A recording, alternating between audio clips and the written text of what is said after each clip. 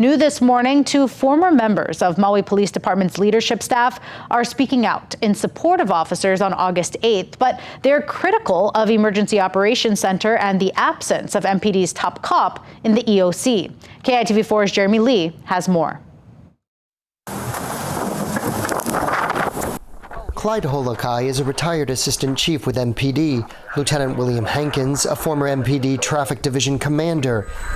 As the two watch officers' body-worn camera footage from August 8th, they noticed this. Already trying to save lives. They save lives. Nothing against those officers, but where's their quarterback? Where's the one with the bird's eye view to look and say, oh, we're directing people in circles. Maybe we should go this way. 4 p.m. August 8th, MPD officers decide to funnel traffic into the Lahaina Gateway Mall, a high-risk evacuation move as there's no exit on the other side. Only the one way in and out. At the same time, a half a block down, this is Honoapiilani Highway, northbound out of Lahaina. Video shows it empty from 2:55 p.m.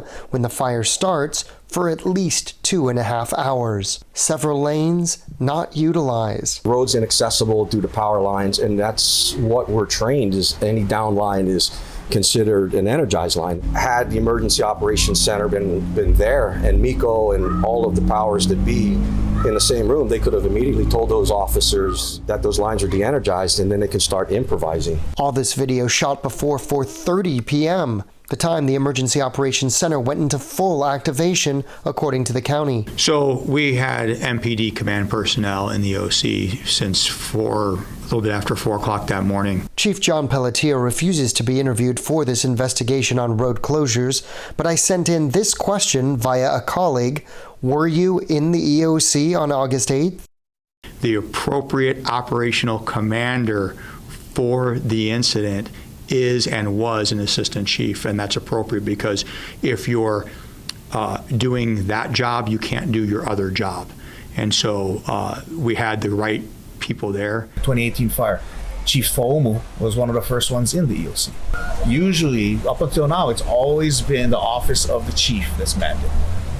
And so you're talking about for the police department, the chief himself has been in the EOC? Correct. It's been the chief, the deputy chief, and a senior assistant chief. The reason behind that is when decisions have to be made, you need somebody with the rank that commands across the bureaus of the department immediately. Hankins and Holokai both agree that transparency in what went wrong is key. Hey, slow down, this car right here. If the EOC was up and operational and running the way it probably should have been that day, the lines of communication would have worked a lot better. And the guys on the ground out there that day, they wouldn't have been left alone to fend for themselves like it shows they did. Oh, get in the car. Jeremy Lee, KITV4 Island News.